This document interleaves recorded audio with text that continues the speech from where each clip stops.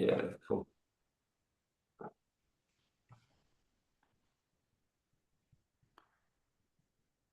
Good morning, everyone. We're going to wait just 1 minute more for people to join us after they've charged their glasses and got their third cup of coffee in their system there. If you want to get in first, head of the queue, and give us feedback already on this webinar, you can post it in the chat, which is denoted by the two speech bubbles on the toolbar, or you can pull down on the avatar, sorry, on the ellipsis and there, and you can post your question in advance anonymously, and you don't share your name or your organization with us or any other participant on this webinar. So yeah, post your questions, either two things, chat or in the Q&A session. We won't be taking questions verbally, so we won't be unmuting microphones there. So if you do raise your hand, fantastic, but it would be really great if you could post that in the chat, simply because we've got a high volume of callers, as the insurance company I keep on trying to get through to keeps on telling me at any time of the day there. So yeah, make sure you pose your questions straight away in the chat. Thank you very much indeed. So good morning, everyone, and thank you for joining us today on this session on driving better outcomes through your customer feedback, brought to you by Elephants Don't Forget and CustomerSure. As many of you know, the FCA's Consumer Duty has raised the bar when it comes to evidencing customer outcomes. Feedback can no longer be treated as a tick box exercise. We understand that. It needs to be captured, understood, acted upon in a way that genuinely improves the customer journey and demonstrates accountability. And you know what? If feedback is the food of champions, we need champions on this webinar to drive us forward. So first of all, we have Darren Wake on bass and on vocals from CustomerSure. There, Darren brings a wealth of experience in customer feedback and experience management, and he specializes in helping firms turn customer insights into actionable intelligence. And welcome, Darren, to the webinar channel. Yeah, thank you, Philip. Great to be here and great to meet everyone. And alongside Darren on guitar and vocals, because I see it on his webinar each time I have a Zoom meeting with him, we have Chris Adler from Elephants Don't Forget. And Chris obviously represents a firm that's at the forefront of continuous micro-learning and competence reinforcement. And he works with regulated firms in the FS sector to ensure feedback isn't just heard, but embedded into staff behaviors as well. Chris is also the co-author of The Customer Catalyst, a book that shows how businesses can drive customer-led growth by firstly listening to the customers and then acting on it. Wise words indeed. And myself on backing vocals. So I'm the operator in the background, making sure that we keep these two guys on lead vocals, right on tune, right on track, and as tight as Oasis at Wembley as well. This is not a Spinal Tap performance, is it, Philip? We're talking the Beatles here, probably, right? Yes, not Spinal Tap. You're showing your age as well there. So what are we going to talk about in this session? We're going to zero in on 4 key areas. Feedback as evidence, obviously, and that's critical. Closing the loop. We'll be explaining that and unpacking that. And we've got a hack and a shortcut. This is death by amazing graphics. Shout out to Paul on this, who's done a fantastic job on the slides, which we will be obviously providing with you later. Embedding customer feedback into BAU, critically important if you are going to demonstrate good customer outcomes, not only to your board and also to the regular, but more importantly, back to the clients that are the life and breadth and the breadth of your organization. And also, most importantly, I think this is really frustrating when you go onto webinars and you can't hear the theory, but you really want to know how it works in practice. We're going to deliver those real world case studies so that we're not just talking in the ether here, we're actually talking about things that work and are continuing to work with organizations in your space as well. And before we begin, I just wanted to make sure that this is an interactive webinar. We value your feedback. We're grateful for the fact that you get involved in webinars like this. And so we've got the poll questions that we will pose to you straight after this slide, as well as participation through the Q&A, as well as the chat. If you like what we have, and if you want to give us feedback, or you want to post a comment, you can do that in the chat, or if you want to pose a question anonymously, you can do that through the question and answer segment, which is on the toolbar there. Obviously, a PDF version of the slides and a recording will be made available to you in around 24 hours time there. So let's get started on this. Our first poll question, I think it's critical that we start this with a confidence question. So you'll see on the screen, how confident are you that your current customer feedback processes provide robust evidence to satisfy consumer duty outcome testing? So how confident are you that your current customer feedback processes provide robust evidence to satisfy consumer duty outcome testing? Now, panelists, I've challenged you with a couple of questions as they are populated, as the audience populates their answers there. And Darren, in your experience, what really separates firms that just collect feedback rather than those that genuinely use it as evidence for consumer duty? Yeah, it's a really great question, Philip. And there's a number of factors, really. I'll just focus on 3 or 4 of the key ones that we see really sets companies apart in terms of delivering a great customer experience consistently, and obviously commercial performance, and delivering the compliance for the FCA. One is real clarity and understanding the customer journey. So understanding the different customer journeys that exist in that organization. What are the key, there's often terms you might hear like moments of truth or touch points, the key interactions that customers have with yourselves, and getting real understanding of the customer's perception, but also the processes that drive that internally and the different people within the business that control that. Having that real clarity, and not just doing a journey map session once and then revisiting it again in kind of 1 or 2 years' time. It's kind of a living, breathing document. That's a kind of key thing. Another thing is keeping the customer front and center of all the kind of feedback processes. So I'm not going to name names, but there's lots of really bad surveys flying around, lots of bad questions, lots of surveys that are too long, too irrelevant, not connected to the experience. That's kind of that's one of the issues of not getting the insights that really will drive improvements and also give you the evidence you need to satisfy consumer duty requirements.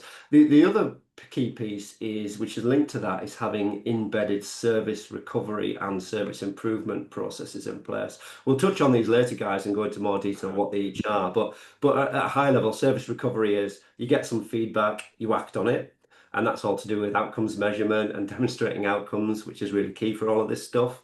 And the other bit is service improvement. So when you're collecting that feedback, and not just from surveys, but a whole myriad of sources, which again we'll come on to, that you take action with it, that it leads to some change. It's not just sat in a piece of analysis somewhere or a report, which leads on me onto my final point, which I think sets companies apart, which is about that horrible word silos. And there's a lot of organizations that I come across where they have customer feedback processes, a survey program, but it's just owned by a CX team or a compliance team.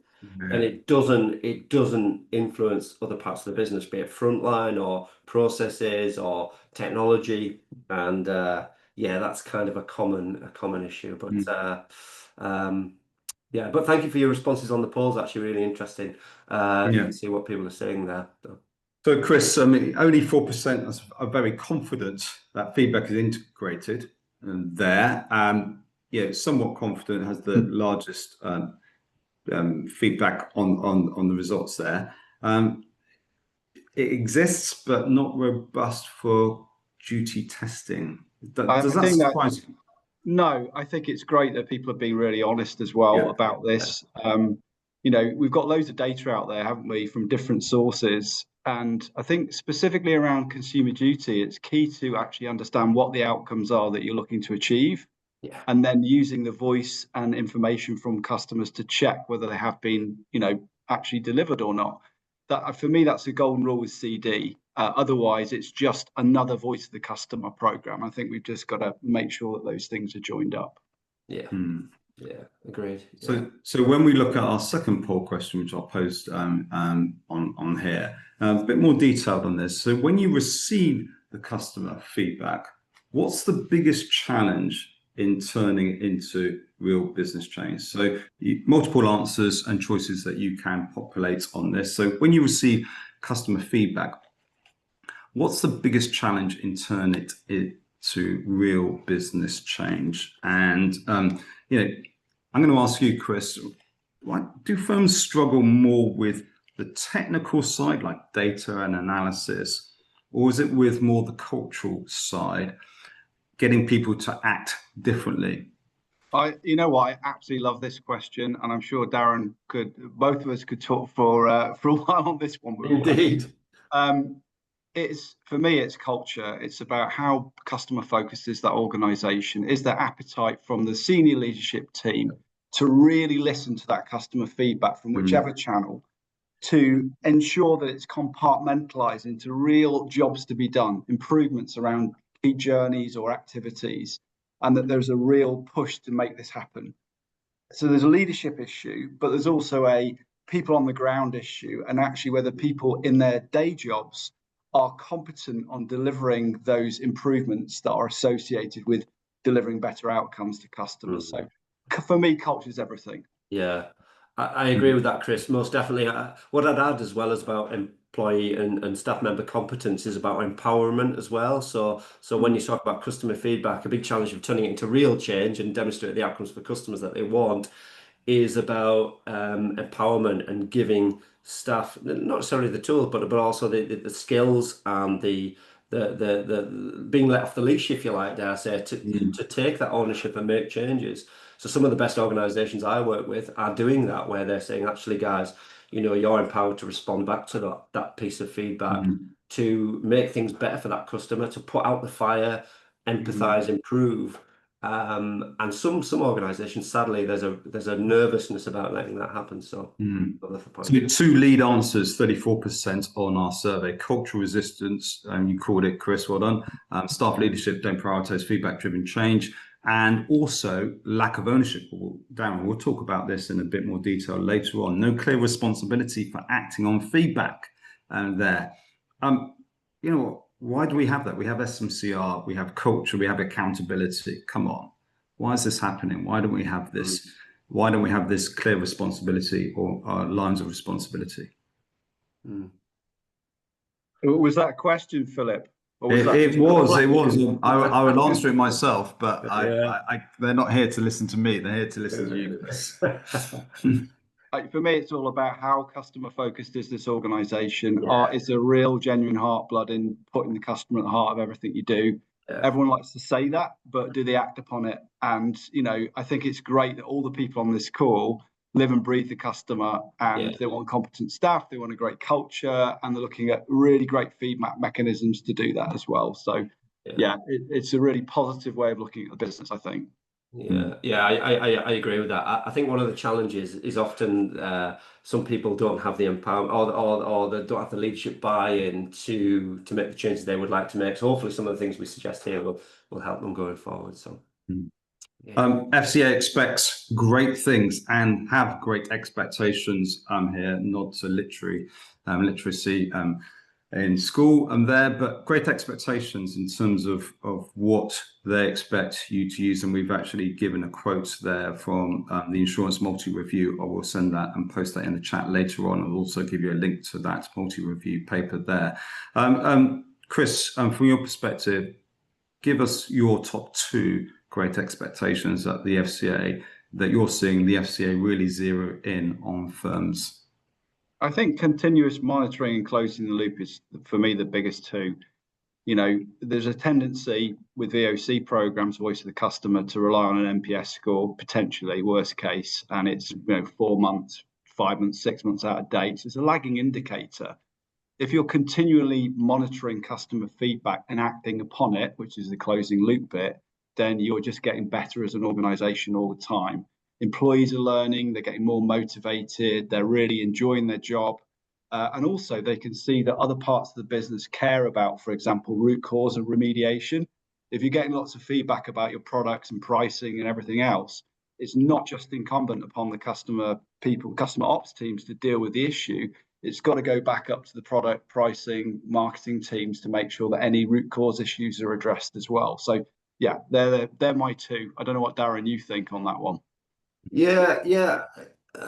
I think those are two really great ones. Another couple that I'd like to raise is evidence, not assumptions. And what we're seeing here is a real need for data and that evidence that things have actually changed for customers. And by evidence, what we often mean is demonstrating the outcome. So, for example, some customer feedback comes in, be it for an individual or a cohort group of customers, it leads to some action. And on the back of that, there's some output, which is better for customers because, hey ho, fires have been put out, or there's changes to services that have led to that improvement that can be tracked with data.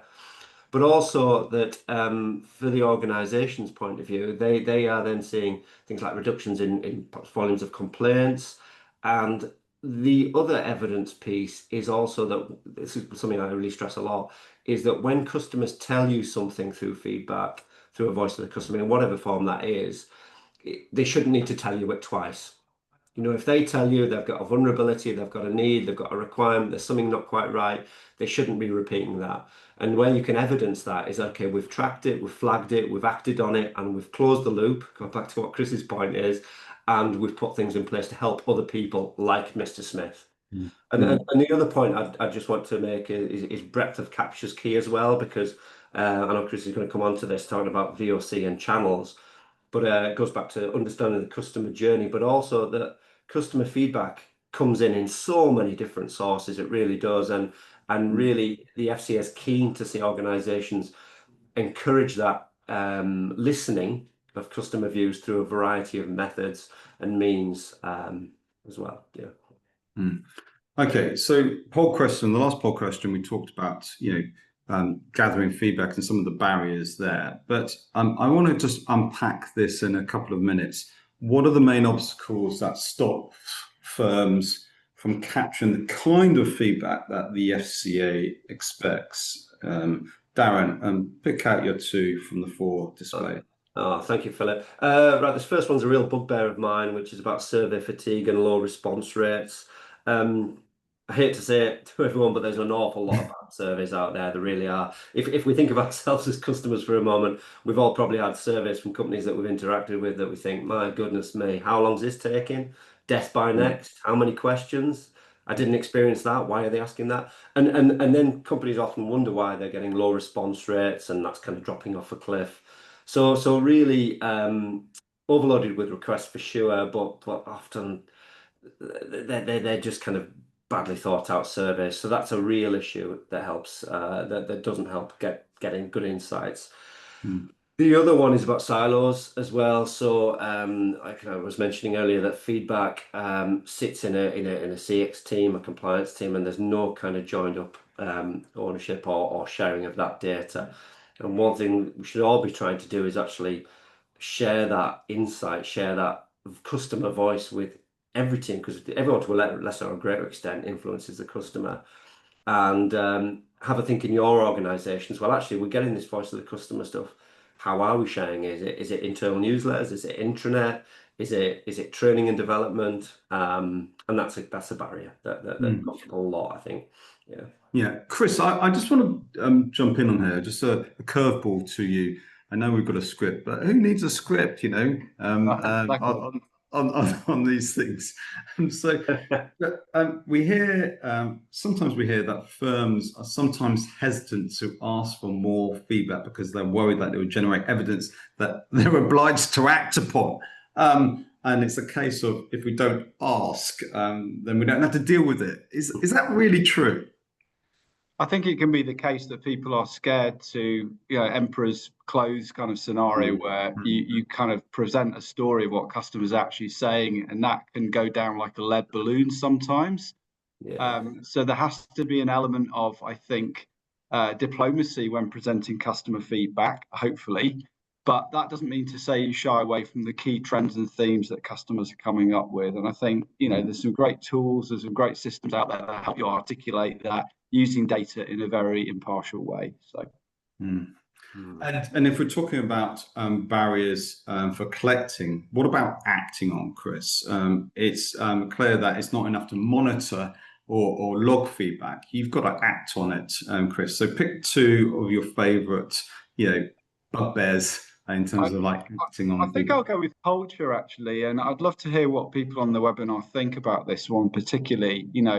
Is culture a barrier to acting upon feedback from customers? It's all well and good pulling it all together, packaging it up, examining the key themes, but what then happens with it? And is there appetite in the business to make it, to drive positive change? So I'd zoom in on that one. I really think that's pivotal to all change programs around the customer and good customer outcomes. Darren? Yeah, I think I'd like to pick data overwhelm, and it was really interesting, guys, in that last poll that 30% of you said there was too much manual process, too much time spent on activities which had little value, and we see a lot of people where they're kind of drowning in this data that they think, oh my goodness, we've got this customer feedback data, we've got VOC data coming in from other parts, and they often lack perhaps the tools, the technology to group it together, to extract the kind of drivers, really. So and then there becomes a kind of stuck in a loop of, well, we'll just send out more surveys, and they end up doing one of the things which I really dislike, which is just kind of, let's just track an NPS score. Is it going up or down over time? Not really. And they're going, oh, it's gone up a bit, it's gone down a bit, but they don't really know what's driving that. It's just kind of, oh, the numbers changed a bit.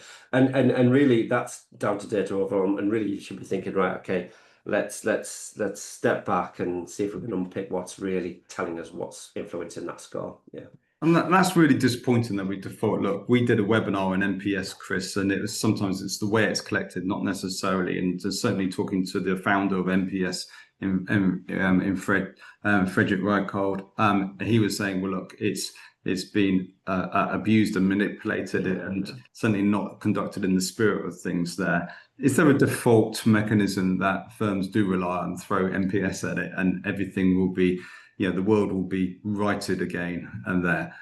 Or is there, are you seeing firms move away from NPS as a default mechanism to capture customer feedback? I'm pretty sure most companies will use more than NPS to look at customer outcomes in their MI. If they're only using NPS, sorry to say it, but they're missing a trick, really. Because, a lot of people don't, in the nicest possible way, don't really thoroughly understand how the method works anyway. And it is a lagging indicator. It's more important to look at the verbatim feedback from the surveys and act upon it than it is just to track a score going up and down. It doesn't really tell you anything. So I'm not saying NPS is useless. It's not at all. I think it just needs to be positioned in the context of, really good MI that says, so what? What is the outcome? How does that prove the customer's getting a good outcome? If you can say that, it's fine. Yeah, I agree with that. It definitely has its place, NPS, and I'll be surprised if there's not many people on this call who aren't using NPS, and we certainly advocate its use. It's using it carefully and correctly, as you say. There's other metrics, there's other key KPIs which are best used alongside. But you're right, actually, the detail is in the comments. That's where the richness of the data is, and that exists in lots of the sources that many of you said here about, complaint handling, root cause analysis, definitely. Focus groups, reviews. There's an awful lot of data there that will enrich what your drivers of satisfaction and dissatisfaction really are. So, yeah. When you look at the main methods that firms are using here displayed, and thank you very much for your honesty on this. It's brilliant. It really does help A, fuel the webinar, and B, prove that Chris is right. In calling the shots on certain things like that. Are there scores that you would think that firms need to move and improve and to adopt that methodology or that approach, Chris? I think there are so many different measures. One of the really exciting things is customer health scores if they're done properly, and there are ways of using AI to actually predict your customer health across your entire estate of clients. Yeah. I've spoken to, for example, insurance company that did an amazing job linking customer sat scores, as in health scores, to revenue, retention, cross-sell, upsell. And I think when you get in the realms of not just it becoming a way of kind of managing improvements, but actually driving the business, and you talk the language of the C-suite, customer-led growth is, for me, the most exciting opportunity out there. We're so obsessed with driving growth through product and sales. That's all good. That's bought growth. That's what Reichelt talks about, bought growth. But earned growth is the process of actually using your customers to drive your growth for you. And for me, it all starts with voice of the customer. So this is gold dust. This is gold, this information, if it's used properly.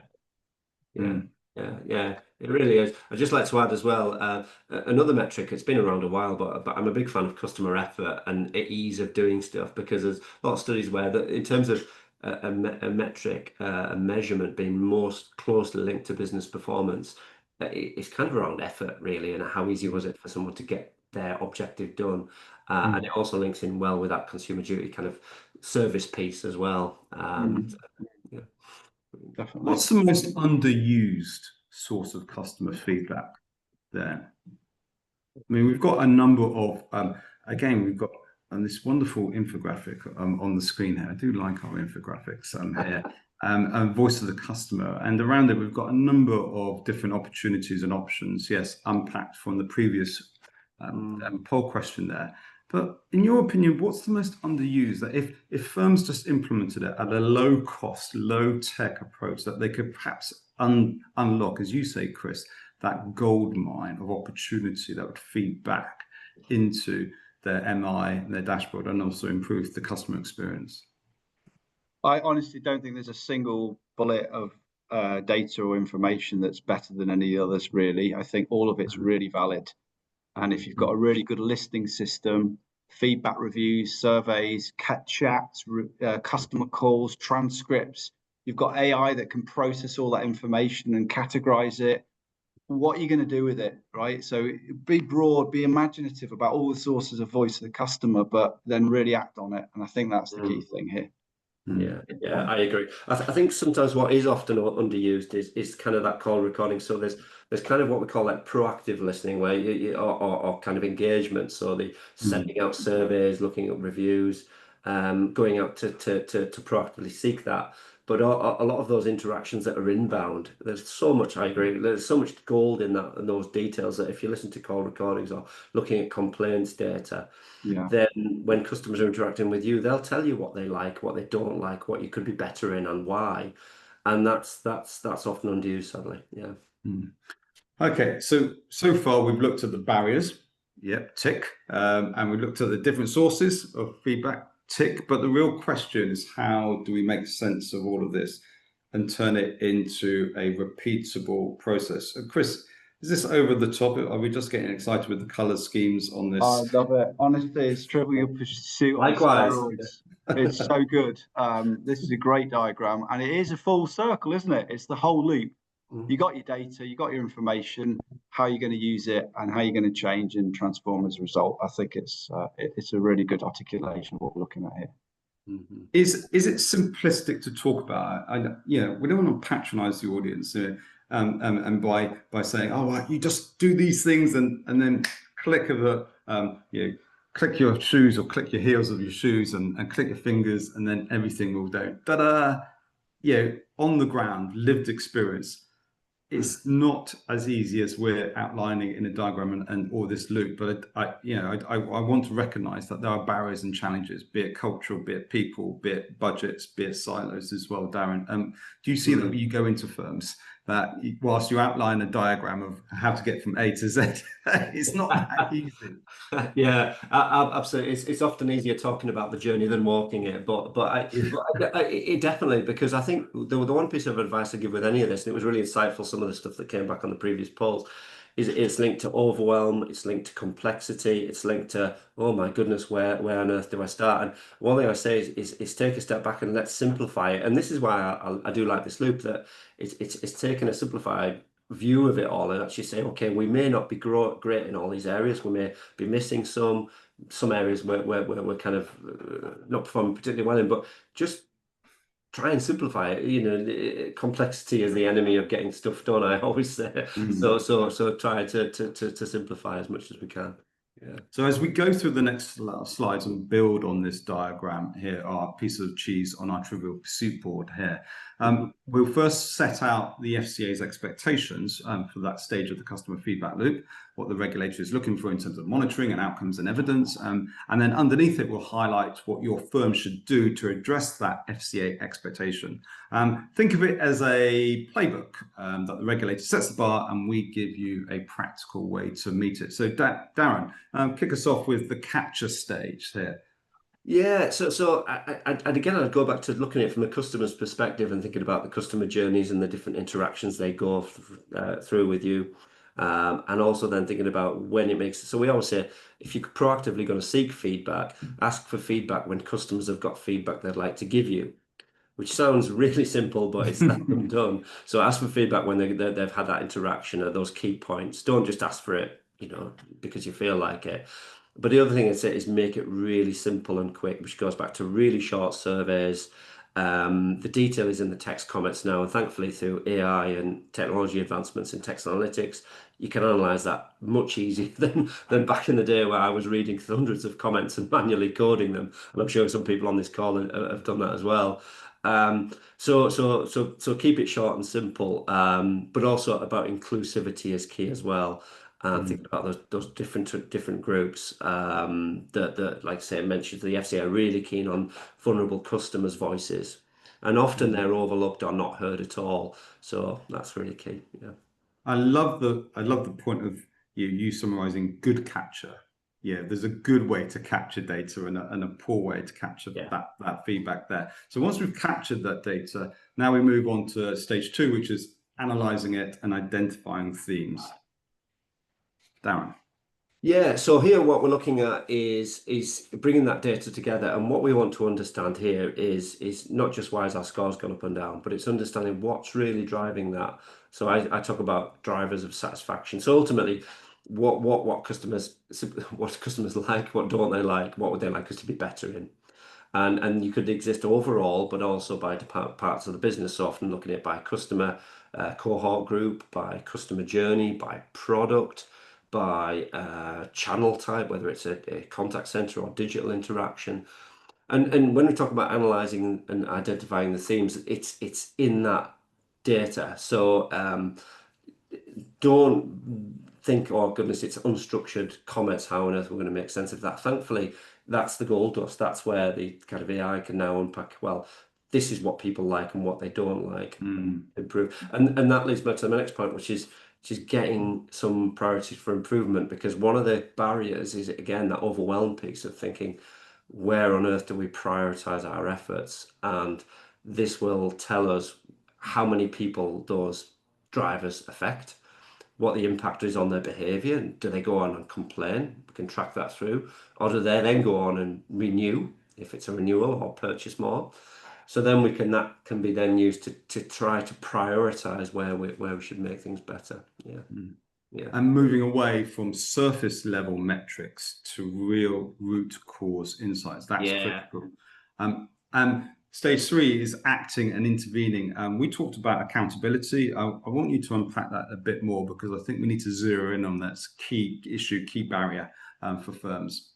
Yeah, most definitely. So I always say act intervene comes in two buckets. There's service recovery, and then the service improvement. So just for me to explain that a little bit more, is about someone's giving you feedback, or you pick up some feedback, or it's whether it's coming in a VOC survey or in some complaints data. Then what the FCA is really keen to see is that's not just captured and goes in your CRM and forgotten about.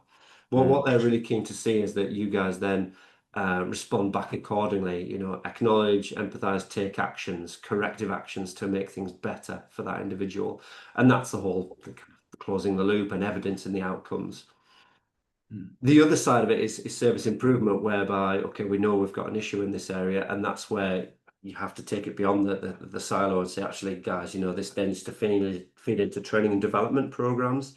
It needs to, does it need to fit into product marketing? Does it need to fall into our contact center experiences?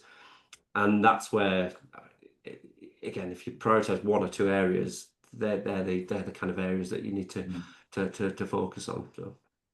Yeah, and assignment and ownership is going to be critical to that. And if you don't get assignment and ownership, Chris, then you're up against it if you're trying to embed learning and developing that culture, which obviously is one of the key barriers or challenges to implementing a great customer feedback loop. Yeah, and I think that's so multifaceted. Building on what Darren said, you know, linking back outcomes to business impact, you know, which customers are churning, which ones are growing, where are the problem areas where feedback really needs to be looked at and prioritized. That business is all about priorities. I think that's a key action. And then kind of bringing that to life with the senior leadership teams through examples and quotes from customers, case study examples, really telling the story of the customer, maybe even bringing the customer into the room or playing a video, an advocacy statement or anything to bring to life what's really happening. I think it's incumbent on everyone on the ground to rapidly communicate and convey all that feedback to the upper echelons of the organization as soon as they can, because that's how change happens. And I think it's important to make everyone in the business obsessed with the customer through every single part of the organization. And so that's how culture changes, in my view. And the data and all the voice of the customer feedback is powerful to make that happen. And certainly culture change is not a policy update, and that's what you're saying on that. And so if we've got that culture change, that sense of passion and ownership and accountability there, it's easier to monitor the outcomes that we all desire. Yeah, absolutely. And one thing I'm always keen to stress is going back to customers as well and saying, are you did you get what you were looking for? Have you found what you needed? Has that made things better for you? And not just thinking, oh, we've got some feedback, we'll do something. It's then actually then verifying and having some confidence that things have actually made better for that customer, and as well, not just through lots of surveys, but also those kind of inbound interactions with those customers as well is key. Just to build on that, what I'm loving here is some of the comments and the suggestions about how people are using customer feedback at different journey stages and how that's then translated into outcome monitoring from a consumer duty point of view. That's really valuable information, so thank you for sharing it on the call. The other thing I think, just to add on that, is there's a tendency, I don't know if Darren, if you agree, but I've seen it where often journey maps become like Leonardo da Vinci, you know, there's sort of like so many sticky notes and everything, but it just becomes an academic exercise and people just get lost in the detail. I don't know, I just think it's good to keep it really simple and say, right, which journeys are absolutely the ones we've got to fix because they are key to outcomes we're trying to achieve. And what are the key actions we need to do to improve them? And just focus on that very jobs to be done mindset rather than just sort of trying to create something that just looks like, for example, the slides that we have here today, which are also very nice. No, you do make me, you made me chuckle there, Chris, because we see it a lot, and some of the journey maps, they do get carried away where there's artistic license and they look wonderful and they're printed out and displayed digitally, but they become overly complex and people get a bit wild with it all. I always say, again, simplify it, and I think what I'd also stress is it's not one journey map for all audiences. It really isn't. It's multiple journey maps for different audiences, and I'd always ask this question with the journey map, and indeed when sharing results is ask these two questions for the audience, and I'd segment your audiences down, by the way, rather than this is it for everyone. Two things you think about is what does this mean for me, and also what do I need to do differently tomorrow? They're the two questions really. So for every audience, what's this really mean for me in my role? The other stuff is just nice to know information, but also what should I do differently or more or less of tomorrow? So make it actionable. Chris, you know, stage 6, evidence and reports. The FCA obviously puts a lot of weight on evidence and reporting to boards, but what specifically are they expecting firms to evidence, and how can firms build that audit trail that links feedback to action and ultimately to improved customer outcomes? Well, I'm sure many people on the call have got some great examples as well. I think it's all about defining an MI pack that is very outcome oriented. You know what your outcomes are you're trying to achieve, and then you've got data to actually demonstrate that. And a key part of that data is voice information that we talked about in that circle before. It's also about making sure that employees are competent in delivering those outcomes, and there are ways to measure that. Of course, Elephants Don't Forget is a great solution in that case. And that's another data point that helps you articulate whether those outcomes are happening or not. To ensure that we complete this circle of life, I can't remember what Disney film that was. Lion King. It was the Lion King, Circle of Life. Yes. Circle of Life. Actually, we've got the Elephant King here if you want to see him. But anyway, cute. Anyway, audience, what can you say on these things? We try and keep it normal and sane. It's like Gordon the Gopher and Philip Schofield in the Broom Cupboard. Animals and children should not be on webinars. Anyway, stage 7, continuous learning, rinse and repeat. Surely, that's the key, isn't it? Rinse and repeat on this. If we've got this, if we've done stages 1 to 6. We need to actually up that and amp that up and actually continue that. This is not a project. This is actually embedding it into culture, Chris. Yeah, absolutely. I'm going to be mentioning later on briefly a brand new product that we're about to launch as well, which measures CD culture, and I'll come on to that in a bit. It's absolutely key to have that continuous loop of feedback and not just relying on single moment in time data information. I'd just like to absolutely that's really integral really to the success of this. The other thing I'd stress, and it links to evidence and report as well, is that single view of the customer. And I appreciate it's a challenge. It can be a technology challenge to consolidate data sources, but one thing we're doing a lot with our clients is consolidating that VOC data alongside CRM. So really you've got that lifetime view of a single customer all the way down to that, where you can see a history of all their feedback, history of their interactions, tracking of their scores, what their drivers of satisfaction are, and then you kind of evidencing that things have across that customer's journey with us. They've gone on this road, if you like. Things have always gone a bit up and down, but this is the sort of thing we've done to improve. We said at the start of the webinar that theory is helpful, but what does it really look like when a firm actually uses feedback to drive change? Darren, walk us through a couple of case studies and examples and unpack what kind of feedback was captured, how it was analysed, and most importantly, what changed in the customer experience. Thank you, Philip. So I'd just like to give a couple of examples really, and hopefully those will be useful for you guys to think about what you can implement in your businesses. But we work a lot with financial services clients, one of which being Cavera Insurance, and where we've through a variety of VOC channels and VOC data inputs, being able to quickly identify vulnerable customers who are key to all of this.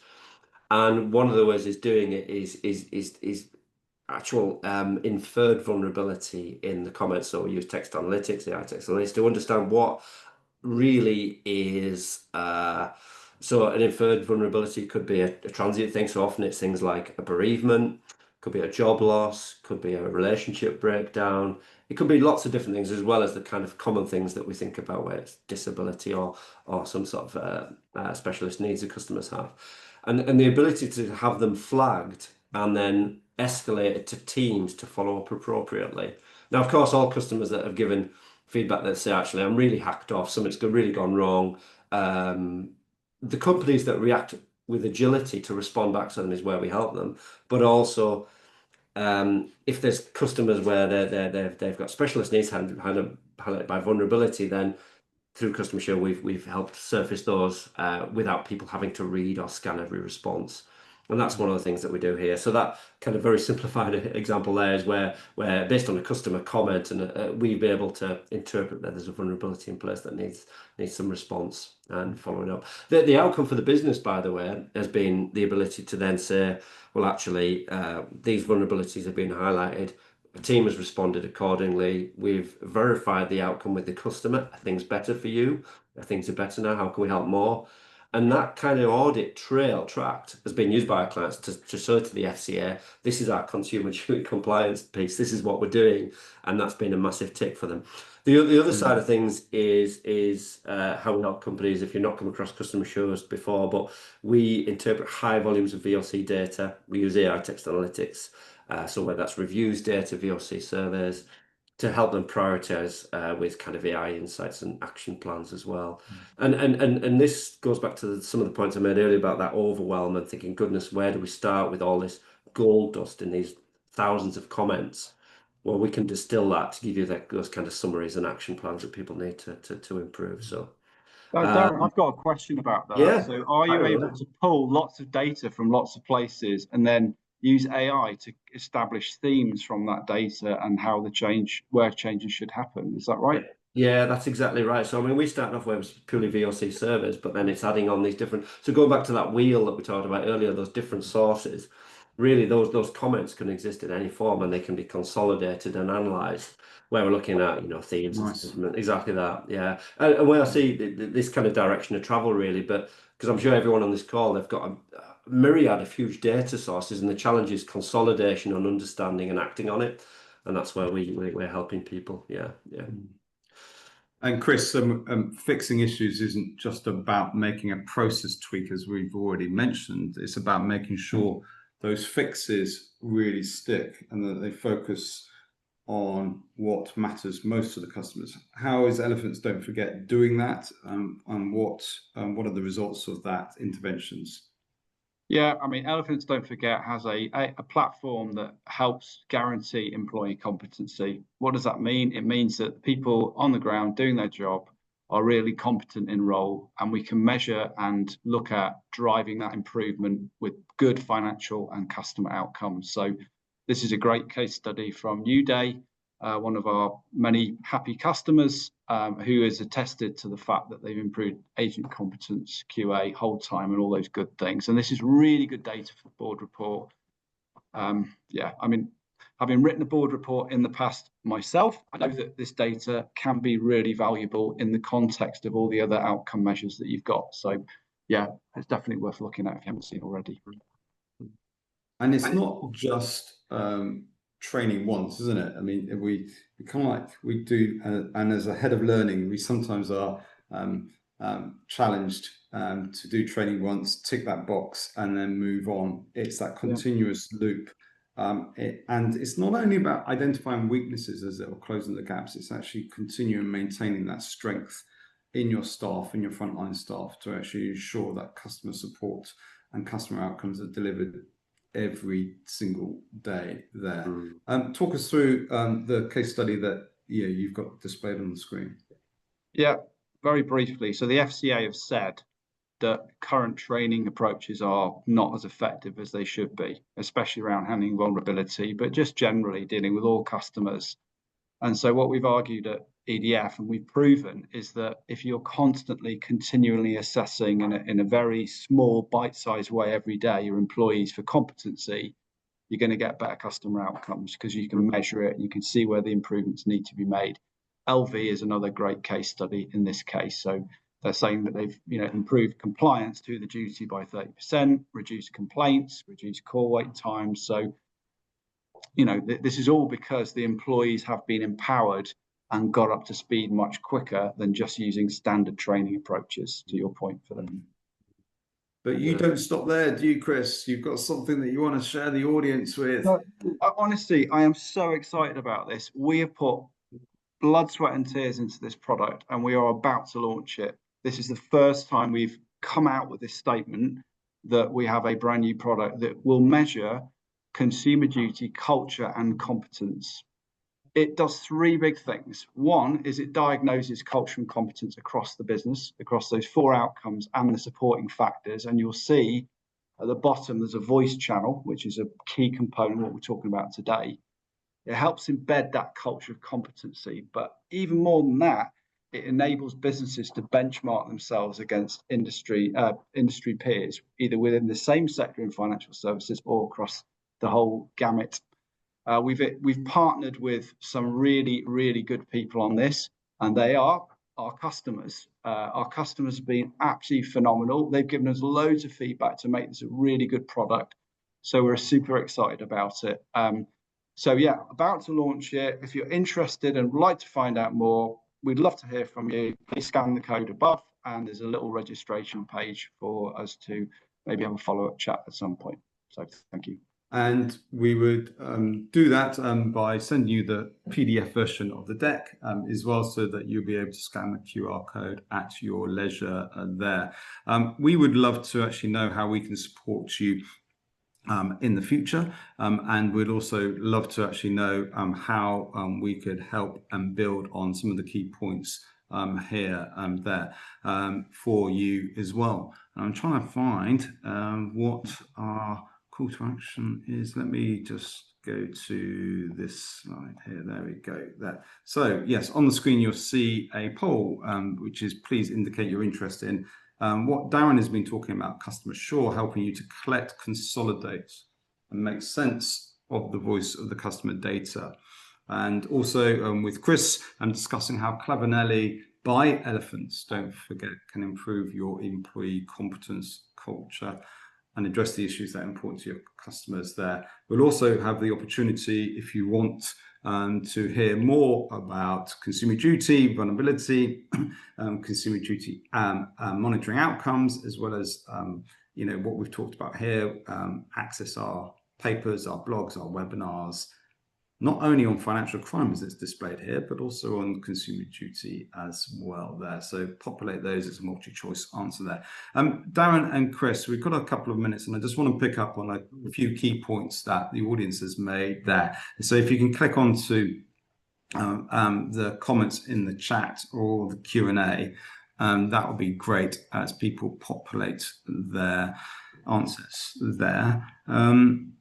On stage 7, it says here, how do you suggest that we demonstrate to customers that we have used their feedback? That's a good question. Yeah, it's a great question. So, I mean, there's a few different ways you could perhaps use their feedback. I mean, well, if you want to use their feedback in terms of your own from marketing or sharing within internally within the organization, you could do that anonymously. So you could just say this is the voice of our customers. So lots of people we work with are using they have internal comms, newsletters, periodic communications on the intranet and such like, where they're sharing customer opinions. Now that could be used anonymously. If you want to use it for your own marketing purposes, then you need them to consent that you actually do that. The other side of it is when you get that customer feedback from those individuals, going back to that close your loop piece of responding back to them to, do they have any follow-up questions? Have they got concerns that you need to deal with? That's what we recommend. Yeah. Chris? I guess we've said. Well, actually, there's a question I want to zero in on. In terms of culture, it's often difficult, this is what Daniel says, to get stakeholder buy-in. It's easy to identify the problem, but they often want to understand the benefit of the change. So what? How would you go about evidencing that? Good question, Daniel. It's a very good question. I think it's all about business impact, ultimately. We work for financial services organizations, and the bottom line is everything in the end, really. So I would say, if you can link back, outcomes that you're looking to achieve to revenue impact, and whether it's reduction of churn, increased loyalty, whatever, that's going to have that's really going to help convince people across the organization around culture as well. Yeah, I totally agree with that. What I try and do is always try and evidence the link it has with the business outcome, as you say, Chris. So if you can quantify, even if it's reduced call volume, reduced complaints in the service area, reduced time to resolve, then that gives you a bit of a case when you've got some numbers of real customers that it's impacted and some root cause numbers it's impacted. Then it's a bit of a back of an envelope calculation sometimes, but you can say, actually, we've brought this down from 10% to 8%. That equals this number of customers, what equals this number of inbound calls or whatever it is. What would you consider a low response rate? I don't know whether that's in relation to survey. I'm second guessing this individual there. Darren, what would you? Yeah, it's a really good. There's lots of kind of caveats and unknowns about this situation, but we're kind of, if you're getting kind of below 2 or 3%, that's really low. If it's a B2C audience, then you want to be kind of up to 5, 6. But there's some techniques, and I won't go into them now, but feel free to reach out. But there's the various tools and techniques that you can do to get that up considerably higher. Length, personalization, timing, follow-up are all key that will influence that. Yeah, and it's not about offering incentives and prize draws, by the way. I hate to be a spoiler, but they really don't work very much. So I don't find that a £10 gift voucher for for a new Flymo lawnmower would actually contribute to my participation in engagement on a survey from some companies I won't name check. No, sadly not. They're kind of the list of things that you can do to make things better and get a higher response rate, and they're kind of incentives. They really make a little difference on the In summary, let's wrap up there. We have posted a last question of applying what you've learned. We value the fact that we want to wrap these webinars in practical applications and implementation there, and it's critical. Can't actually talk about feedback on a webinar if we get feedback from yourselves as well as actually put that into action. So our feedback loop is asking you how you're applying it, and we'll keep you and hold you to account on that, as well as you holding us to account there. But final words from yourself, Chris and Darren, before we close off. I just say thank you very much for listening to us and all your comments, and hopefully there's been some useful points that we've made today that you can take away and apply in your job. And do check out Consumer Duty Insight as well on the slides, because really think that's going to be a game-changing product for everyone out there. Yeah, just to echo Chris's points, really, thank you very much for your time and participation. I've loved reading the comments in the chat as well. A lot of talk about customer journey mapping and examples of good practice that people are doing to share the customer's voice across the organization. So that's wonderful to see. I guess my final point would be I was at an FCA event just the other week and talking about the future road path for consumer duty.